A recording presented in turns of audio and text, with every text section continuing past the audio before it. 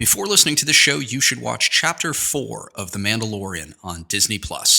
Spoilers ahead. I can bring you in warm, or I can bring you in cold.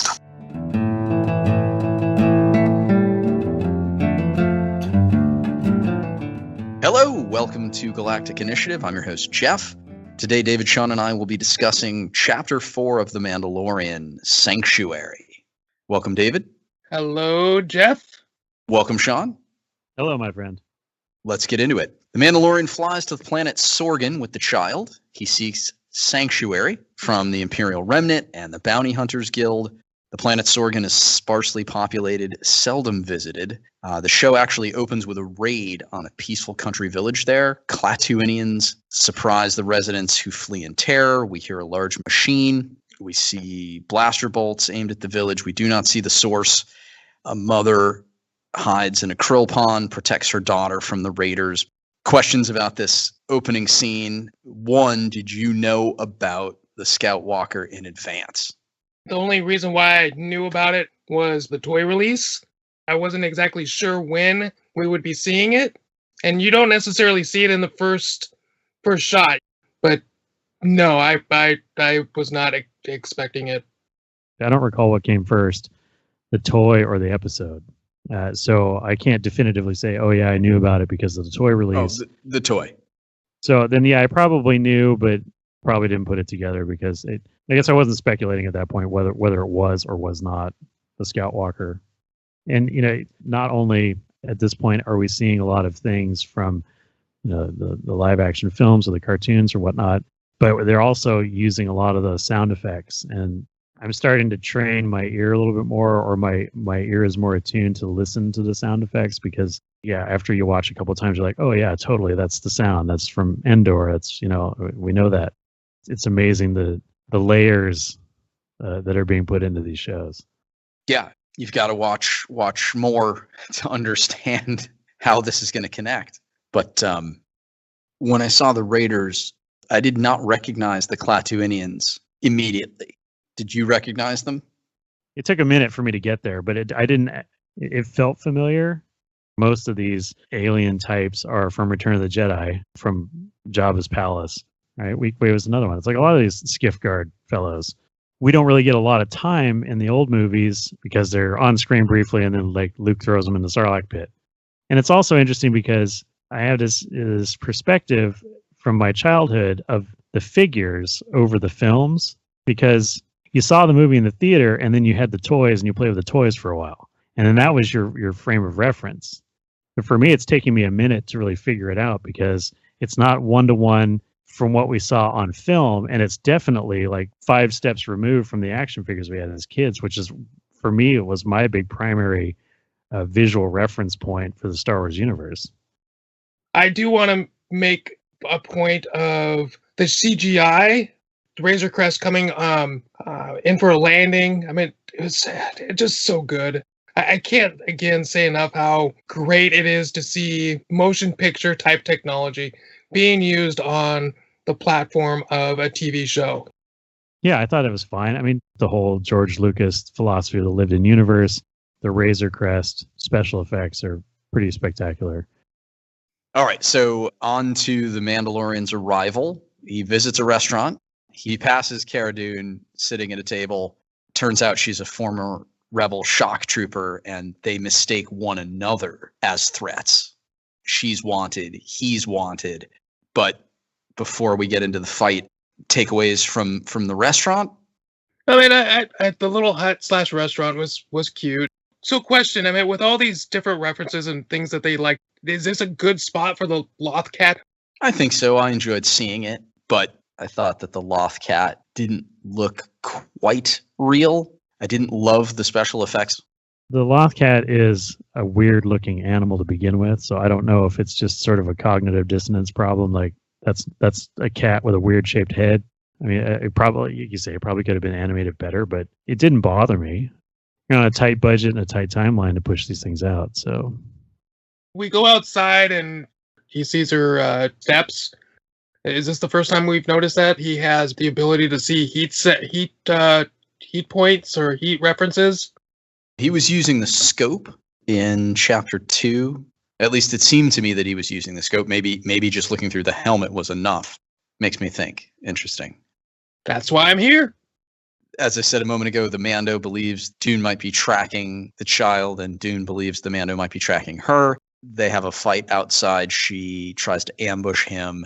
Her shots on the Mando, probably a bit more painful than his shots on her, but ultimately they end up with drawn blasters. It's a standoff, and then the child interrupts the fight. What did you take from this initial meeting? I think it definitely established her as a pretty good fighter. I mean, she basically takes him down, and he ends up doing like a face plant, and his body bends. But I do have a small issue with people always punching him in the head. I mean, the guy's got a Beskar helmet.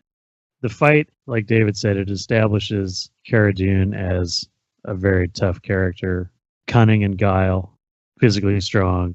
He tracks her outside using the sensor or whatnot, and then her footsteps disappear, and by the time he figures it out, she's on top of him because she's gone up. The show does a very good job of putting Din Djarin in situations where he's shown to be vulnerable. He's going to take some beatings in the show. For lack of a better word, he's human, right? He's one of us. He's the everyman hero at this point. And now he's sort of not in a match, but he's met an equal. It's a good scene.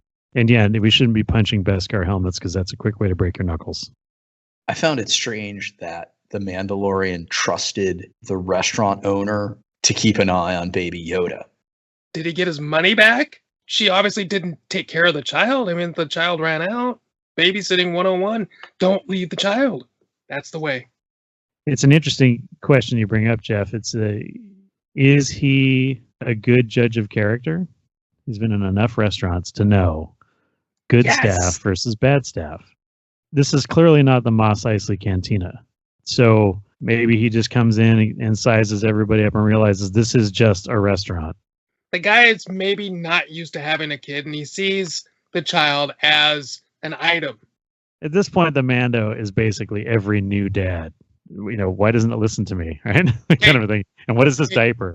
Absolutely. But as a new dad, wouldn't you not want to just leave the child? Move along. We learn that Cara Dune is a former member of the Rebel Alliance. She talks about not sticking with the New Republic when her assignments changed from going after Imperials to babysitting politicians. So what did you take from all of that? To me, this is really fascinating character building. She's basically a mercenary, dangerous mission. She's a dropshipper. She's basically a paratrooper, right? She's airborne. Highly trained special forces, addicted to the adrenaline of combat, which again is a classic mercenary story. Somebody has a bounty on her. Now, the Empire would have some skin in that game if she was assassinating, Imperial officers, or maybe she went too far in some of her mercenary duties, and now the New Republic is after her for that. I don't think it's because she's a deserter. I mean, I think it's pretty clear that she left the service, and I don't think that the New Republic is like the Empire, where it's like the Hotel California. You can check out, but you can't leave. They're a little more egalitarian than that. I don't know if we're going to get that full story, but there's a lot of good stuff there. There's still a lot of mystery in her character. Yeah, agreed. And we don't have a way to verify the information she shares with Mando. She might or might not be telling the truth at this point. As we get to know her through the episode, we obviously gain confidence in her word. Somebody who's not former Republic military would probably not have a Republic logo tattoo on their cheek. Not the stripes. The stripes on her arm are revealed later on. David has a very confused look on his face right now. He is Googling, rapidly typing. Yeah, it almost looks like if you're standing far enough away from your television, it looks like a birthmark. Well, after the fight and after the conversation at the table, the sit down, Dune basically tells Mando, there ain't enough room for both of us on this one horse planet, and I was here first, so the Mando must move along. And interesting that the Mando simply concedes. Is this a product of their fight, or is this just an honorable thing to do? I think it's just an honor code, and Mando is definitely a code type person. He sees it as I have a ship, I can go wherever I want and not bring heat on her. He's definitely a guy who's very, what's right or the right thing to do, and having honor and all of that kind of stuff. We had the misunderstanding earlier, right? He thought she was after him, and so we had to fight. But it's like, yeah, no harm, no foul. Have some bone broth, and we're all people now. But for him, he's like, hey, I'm looking to hide out. I'm not trying to mess up your thing. I'm not trying to crash your cover. It does show again another aspect of the Mandalorian's character and sort of where his moral compass is at. Yep, he certainly decides to let her have this planet, but now the connection to the opening scene becomes clear because two of the villagers approach Mando as he's readying the Razor Crest for departure. They beg him to protect the village from the raiders. He doesn't want to. He's reluctant. When one of the villagers mentions the remote location of home, Mando changes his mind. So he sees a win-win. He takes the villagers' credits, offers a cut to Cara Dune. Through forming the partnership, he can stay on Sorgan, hide out in this remote village, and she'll be comfortable with him staying because they're about to work together and he's paid her. This conversation with the two villagers kind of struck me as interesting.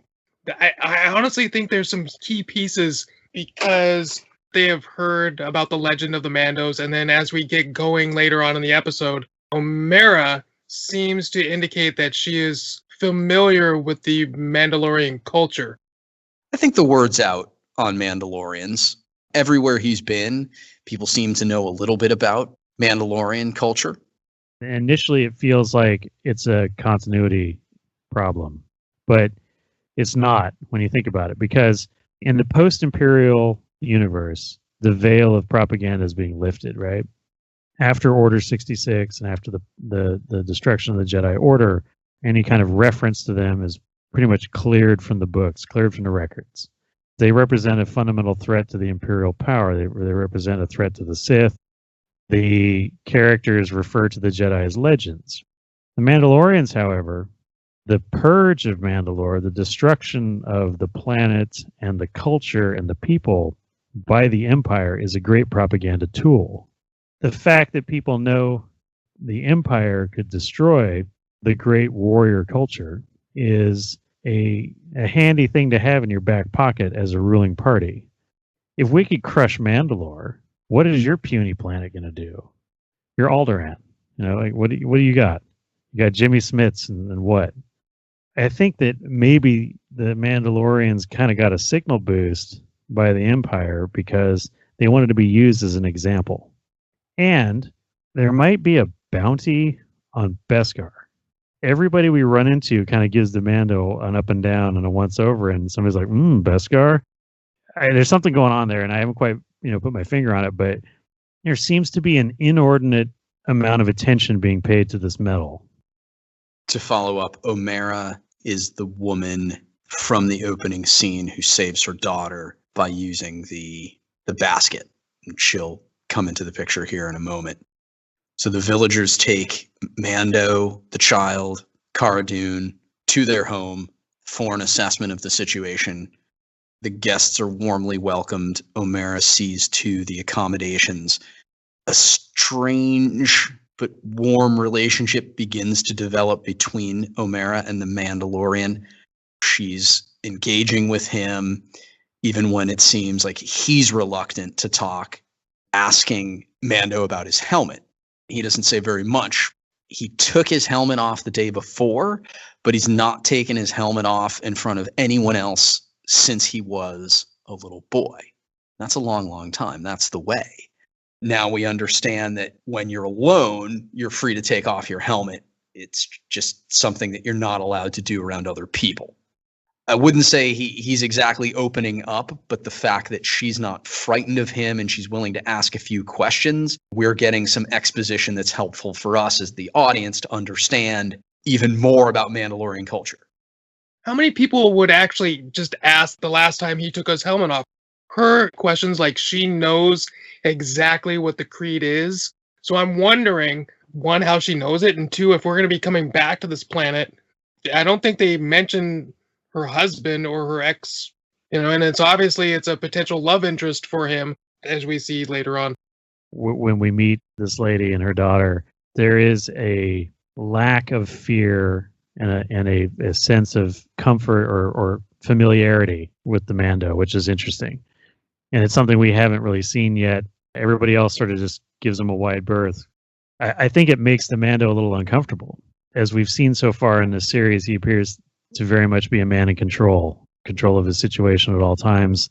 Now we have someone sort of stepping into his bubble and challenging his worldview in a way. We have the shot of him taking his helmet off with the food. We spend all this time talking about not taking the helmet off and nobody seeing you without the helmet and how it's the way. But yet he's in this rickety hut that you can practically see through. The reeds of the walls are letting light in. He's got an open window and the kids are playing outside with Baby Yoda. And he's like, just pop off my helmet and have a snack. If those kids turned around, they'd all see him. We're kind of stretching the credulity there of the no helmet rule. So, Sean, you say that he feels uncomfortable. I think it's the exact opposite. I feel like he is actually more comfortable than he's probably felt in years. And that is why he takes the helmet off where they can potentially see him. I don't think he would do that unless he felt entirely comfortable with the surroundings.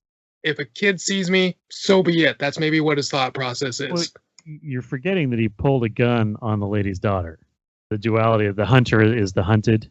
He has to sleep with one eye open because everybody wants him. This heightened sense of paranoia and fear. He's been tuned to danger at all times, and everything is perceived as a threat. I wouldn't say he's fully comfortable yet. In this moment, I think the armor's still up. The show does a great job giving us this pastoral setting. The scenes with the child playing, this village feels very peaceful, and all of the people are friendly. The questions she's asking are forcing him to think about his life choices. He's basically reviewing his code. I sense that it's causing him to reflect if a simpler life wouldn't be better. A life free from violence, one where he could relax, take his helmet off, be at ease. Yeah, I mean, he's definitely, he's asking the what if questions. We see this, we see a very young child who's robbed of their youth and of their innocence. Now he's being confronted. That's the appropriate word. He's being confronted with the possibility of being able to recapture some of that. He's being presented almost with this instant family situation. Friendly people, this nice lady, attractive children around. He's got this foundling that is now his charge. He could use a hand, and it's all right there in a very good way. The implication that she would care for him, the people of the village would care for him, is attractive to a person who's spent his life being as independent as he possibly could be. And not to get bogged down in the scene. Last point here before we move on. We get the sense that she made the choice to come to Sorgan and settle down, and it's agreed with her. Her life has been an interesting one. We find out that she's a widow, and obviously we see her daughter, but through some of the unusual skills that become evident later in the episode, perhaps she made the choice that now she's offering to the Mando. You're correct. I mean, she clearly has a skill set that is beyond krill farming. Like you say, it's a fascinating thing that we don't find out, where it all comes from or what the backstory is on it. I think this continues to build the Mandalorian's consideration of the proposal in a way. There's a softness of this lifestyle, and I think that his Spartan nature is sort of in opposition of the softness, but we're jumping ahead slightly, and I apologize. But he sees the sort of warrior spirit and warrior capability of this woman, and now she's starting to elevate herself to the level of an equal, being a like you say, having a simpler life, being a farmer, and being a caregiver is more important than being a fighter. It propels him towards a choice that he was not considering at the beginning of this episode. Fair to say that she was the leader of the clan or the group?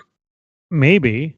She's technically a leader in the sense that she steps up and says, I will take you in, when we see later on when there's conversations amongst the villagers, she has a very strong voice, Yeah. and they tend to listen to her.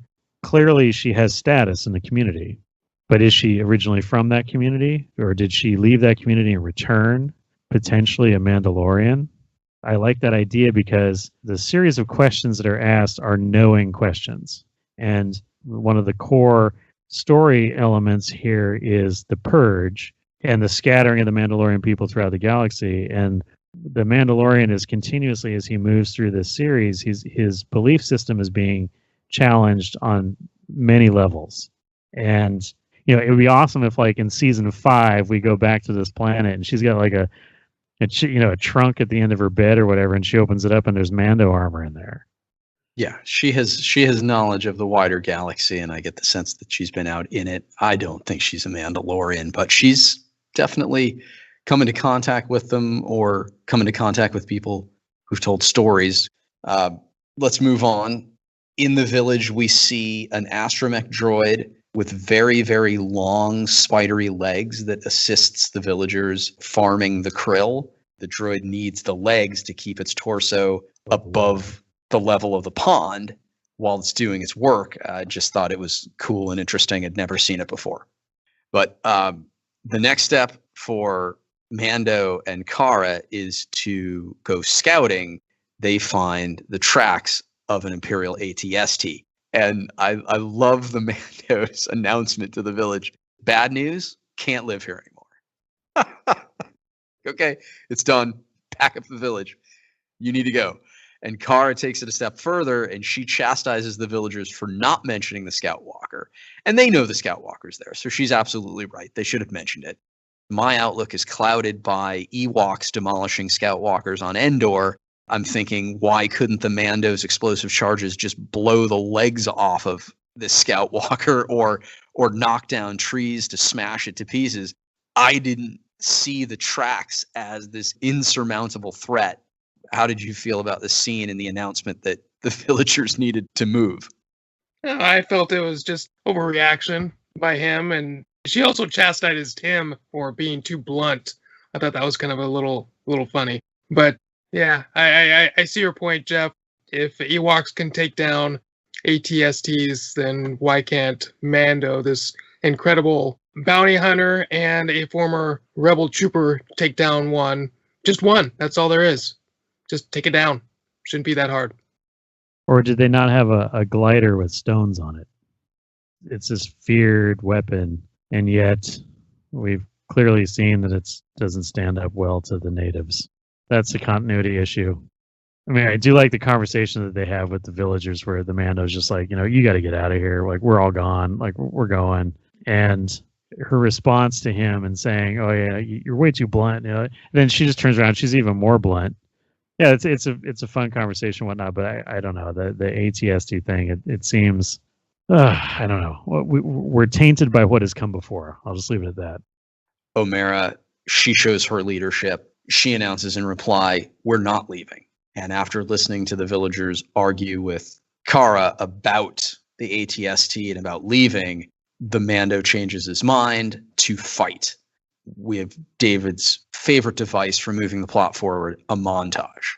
So now villagers are building barricades and they're digging a pit for the Scout Walker and they're training with spears and they're having target practice. And Omera again becomes a focus because she's a Deadeye with Bosk's blaster, Relby V10 grenade launcher. It's very clear that we're dealing with the Seven Samurai, and this has even been done before in Star Wars with the Bounty Hunters episode from Clone Wars Season 2. What say you about all this? She is hiding some type of a secret. Picks up the blaster and just pew, pew, pew, pew, and she's able to hit the tin pot. One thing you can definitely cross off the list is that she's probably not a stormtrooper. We can move on from there. What else she might be. Well played. Oh, that's awesome. I thought, and this comes from my time with the Bosk 3 3/4 action figure, I always thought that blaster was custom made for him.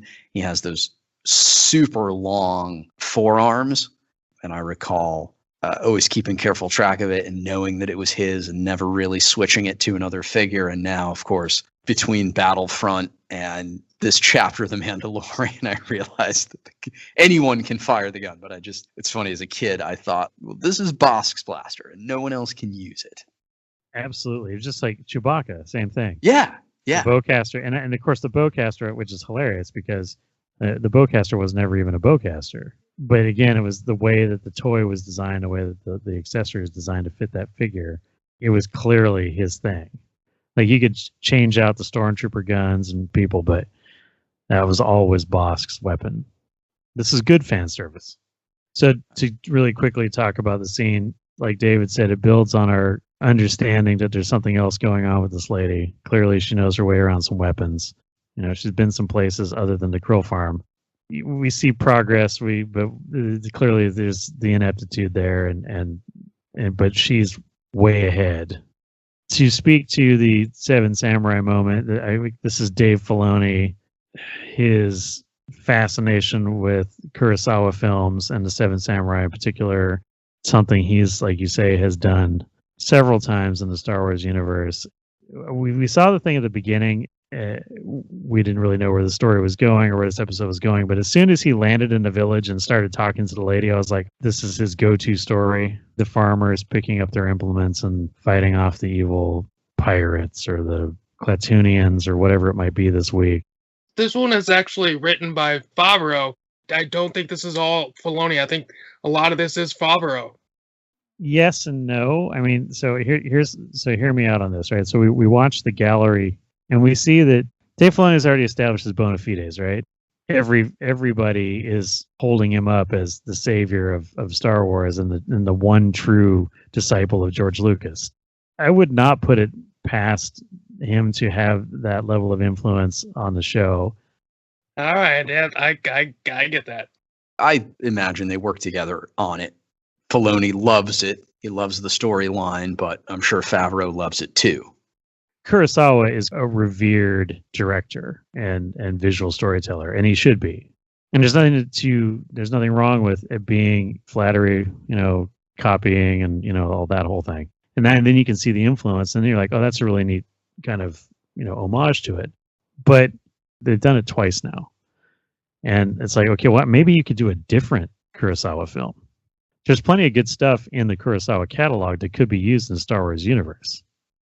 So the montage lays out all the preparations and the plan. And the key piece of the plan is to get the Scout Walker to step into a pit. The Mando and Cara need to lure the Scout Walker and the Raiders to the village. So they sneak into the Klatooinians camp at night to provoke this attack. There's a connection here to something that happened earlier in the episode. Well, actually, a few things that happened earlier in the episode. The guards are drinking this bright blue drink called Spotchka. The waitress offered it to the Mandalorian in the restaurant, and the Raiders are actually brewing Spotchka. Our heroes discover these huge brewing tanks in a tent, and the Mando sets an explosive. They're discovered, guards arrive. The Mando and Cara fight well together. They beat the guards and they escape just before the explosive goes off and destroys the tent.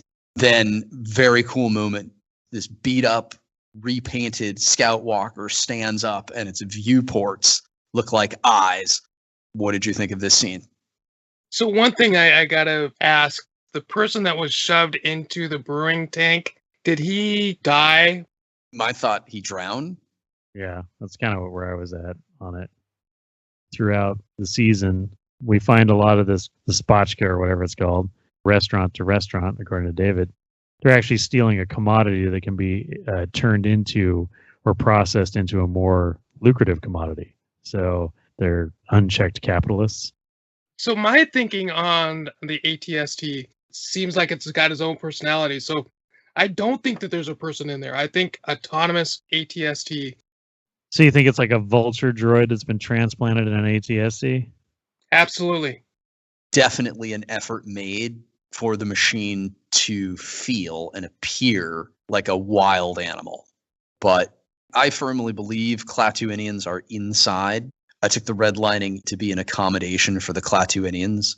I get the red eyes because you need it in darkness. You need to be able to see, and red is a preferred color. But I still see it Me personally, I see it as an autonomous ATST. Well, how would the Klaatuinians communicate with an autonomous scout walker? You don't. It's autonomous. It runs itself. Well, then there'd be no arrangement between them because the scout walker has no interest in brewing spotchka. So David is for the droids all of a sudden. By the droid Gatra, David is now into autonomous ATSTs. Yes. Well, I'll say the Raiders were organized, semi-permanent camp. They control an Imperial Scout Walker brewery. I like these guys. I mean, they're almost a military unit in a way. When you think about it, these guys, it's a very calculated effort. They're probably going around to all the krill farms in the area and stealing, so they can make their booze it's very cartelish. Move along. Move along. So the plan works. The Scout Walker follows back to the village. The Raiders follow the Scout Walker. The villagers hold their lines and they beat the Raiders, but the Scout Walker won't move forward into the pit. Cara Dune firing at the ATST very close range with Mando's pulse rifle to get the drivers to step into the pit. Once the Scout Walker steps into the pit, it falls, and then the Mando uses explosives to complete its destruction. I expected a few twists and turns, but the Raiders fall into the trap. Their leader is actually killed by the two villagers who recruited Mando, who appeared cowardly earlier in the episode, and it was really, really straightforward and simple. So victory for the villagers. Any takeaways from the climax, the battle? The good guys win, the village is saved, and they can go on growing krill undisturbed by the Klaatoonians. Okay, so question, there weren't too many villagers that ended up being taken out, right? None. I didn't see a single villager go down. Okay, and that's what I thought too. So, I mean, I'm sorry, how realistic is that? You got some ruthless guys that at the beginning of the show basically raid your place. You go and basically pick a fight with them, but yet nobody in the village dies from this battle. I mean, is that really a realistic scenario that goes down? I mean, you'd hope for some type of a scene to show that there were sacrifices made for this community to be saved, for the battle, as far as I'm concerned, to actually mean something. I was under the impression that a few were killed, but there was nobody that was a recognized character. You know, none of the people that we were introduced to in a personal way, they would have shown Baby Yoda crying or something. Baby Yoda could have saved anyone who was injured. And where was he in this fight anyway? Why didn't he lift up or float away the ATST or do something? Good question. No, well, put it on its head. Sent the children away. That was part of the plan. If Ezra Bridger can push one off of a landing dock, exactly, Baby Yoda can pull one into a pond. Exactly. So a fairly predictable storyline, but we will have a few twists at the end. We're now a few weeks on. Mando's enjoying some R&R. It's time for him to make a decision. Cara asks Mando, what happens if you take that thing off, meaning his helmet? And he replies, you can't ever put it back on again. Then she presses him about staying on Sorgan and settling down with Omera and her daughter and the child. And this, in the moment, seems appealing based on the Mando's body language. He tells Cara that he's decided to leave the child in the village, but danger is near. We cut to the forest and we see a Garindan bounty hunter holding a tracking fob. Later the same day, Omera and Mando have an emotional moment. She lays out a very attractive, very peaceful future for him and the child on Sorgan. She actually reaches for his helmet, and we think for just a split second he might allow her to remove it, but then he says, I don't belong here. And it's at that moment the bounty hunter targets the child with a sniper rifle. We hear a shot. Cara Dune has come to the rescue. She blasted the bounty hunter from behind. The threat is clear. the Imperials want the child and they'll stop at nothing. So it's not safe to leave the child. And the Mandalorian has not found sanctuary here. Comments about O'Mara and Mando and his choice, about the bounty hunter. What say you? This is a pivotal moment, not only in the episode, but in the entire series. When you think about it, I mean, he is presented with a different way. He's grown to have some affection for these villagers. They've taken care of him. He's protected them. He's fought on their behalf. He's opening up a little bit. He's been kind of hanging out, drinking spotchka with everybody and just chilling on the porch there. Feels like he's starting to go a little native. And then, like you say, we have this conversation. She is making a very strong appeal, to him about settling down. In that moment when he says, "I don't belong here," he's still very much going to be tied to this village should he leave the child. Its safety is extremely important to him. He personally feels conflicted that staying would, not be true to his way of life, but he feels like it's a secure and safe enough spot that he can trust these people with the child's life and upbringing. But he could have very much taken off the helmet in that moment and disappeared, into the woods and been a happy krill farmer. The episode would be over and the season would be over and the show would be over. But I think that in this moment we have planted the seeds for something that's going to come back in a later season. And I think that the series may end in this village. Like, I think that once the Mandalorian has achieved whatever this show appoints to him, do we see him returning here and finally taking the helmet off? Did Mando go soft? Did he let his guard down? Possibly. Oh, absolutely. I think he did. And potentially would have cost the child's life. But David, he made the choice before the shot was taken. Perhaps he became uncomfortable, or perhaps he felt like he was getting soft and he needed to get back out into the danger, out into the universe or whatever. I mean, ultimately, when the shot is fired, all choice goes out the window, and now he knows he has to take the child with him. He has to keep moving. He has to stay one step ahead. But before that happened, he was ready to take off anyway. I agree. I totally agree with that. But who knows if he, would have taken off for a little bit and then come back. I could be, if not done right, that could be a real groan-worthy plot twist. So, I would just leave that at the end of this episode. Like I said, I put it in a box, put a bow on it, put it on the shelf, and just save it for the end of the series. Okay, so two things. One, if you were to give this a ranking out of 10, where would you throw it? And two, with this being Bryce Dallas Howard's first foray into directing, what did you guys think of her performance? It's a good-looking episode. No issues with storytelling or continuity. I thought the emotion shown between O'Mara and Mando was great. The ATST was excellent. I thought the fight scene in the brewing tent was great. Good job, Bryce Dallas Howard. She didn't do anything to hurt her prospects as a director in this episode. Clearly, she'll get more work. She did coax some excellent performances out of the people that were in the episode. And again, this is something I'm probably going to say in every single recording that we do.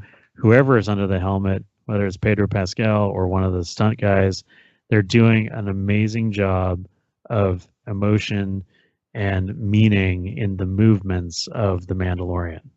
She continued that trend. So I would say, again, like Jeff said, good for her. For me, I put it as a 6 out of 10. I thought she did well. I think back to The Last Jedi and Rise of Skywalker and The Force Awakens and those directors, they both write and direct. I really wish that they would keep it separate. Somebody writes, somebody directs, because I do think it makes for a much better storytelling. I am on board with your assessment, David, that sometimes directors shouldn't be writers. But I didn't give a number. I'm sorry. So I would say between 5 and 6 on this episode. Probably a 6. It's pretty solid. Better than average. What says Jeff? I will give this episode a 6. of the 8 episodes that make up season 1, this episode is unfortunately toward the bottom for me, but it has to do with the storyline. A copy of Seven Samurai, Magnificent Seven, even some previous Clone Wars work. Yep, I think we're all in agreement on that.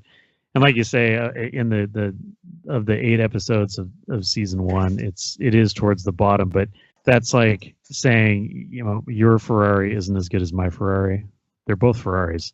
So I would just say that as a qualifier. True. Okay, so best part of the episode, worst part of the episode. So the character growth of the Mando for me is probably the best part of the episode, with that being 1 and 1A being Cara Dune. I'd say the worst part of the episode is the story. Again, we've kicked this dead horse, but I can't get around that.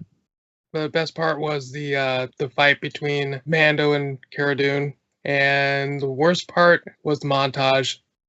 I think the best part for me is the Scout Walker. We've reached the end of our discussion, so I'd like to thank David. Thank you, sir. And Sean. I have spoken. Next time, we will discuss Chapter 5, The Gunslinger. Galactic Initiative is not authorized or endorsed by Lucasfilm Limited. The name Star Wars and all related materials are registered trademarks of Lucasfilm Limited, a subsidiary of the Walt Disney Company, all rights reserved. Galactic Initiative is a registered trademark, and other product and company names are trademarks of their respective holders. Use does not imply affiliation or endorsement. I have spoken.